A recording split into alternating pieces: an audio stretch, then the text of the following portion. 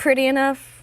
Now that's a question many of us ask ourselves and our friends each day, hoping for an answer that will validate our existence. But what happens when you're told that actually, nope, you're not pretty enough? Now that's what happened with Jennifer Tress when her husband used her looks as an excuse to cheat on her.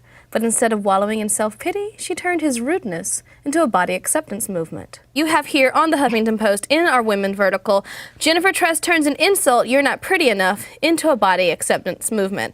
What was the impetus for this body acceptance movement? Who told you that you weren't pretty enough?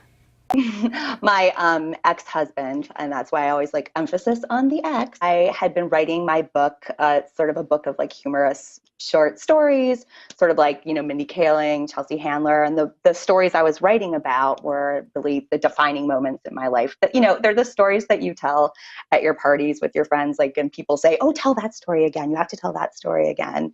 And one of the stories I told was the story about the disillusion of my first marriage, in which I knew he was having an affair. He was just sort of exhibiting all of these things that showed me that, like not coming home, late at night, sort of going to the gym all of a sudden, just not interested in spending time with me.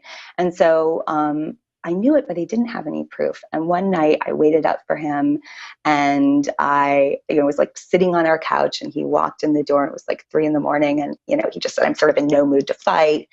And I sort of followed him, sort of on him, and was like, "Why are you doing this to me? Why are you treating me this way?" And he said, "I don't know, Jen, sometimes I think you're just not pretty enough for me."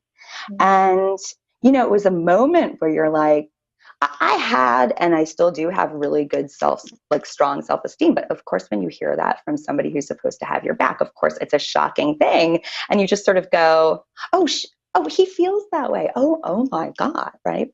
So that was a story that really stuck with people. And I started performing, these stories in 2010 in New York and in DC, mostly in DC. And people sort of like have really resonated with people. I think everybody's had this "you're not pretty enough" moment. And so I became known for this woman around this story.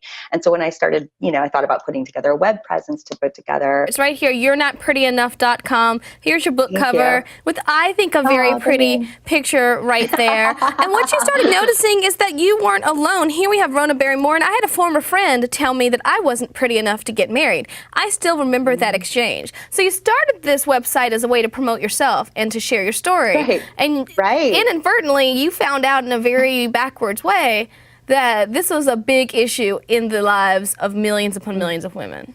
Yeah, this is a thing. Like, this is a big thing. And so I would see, again, on my web stats, people saying, finding me because they were saying, "Will I ever be pretty enough?" They're putting that into Google or Yahoo or Alta Vista or wherever they were searching. Exactly. And then they were finding me. And I thought, wow, that's so weird. Like, what happens when you ask the internet that? What do you get?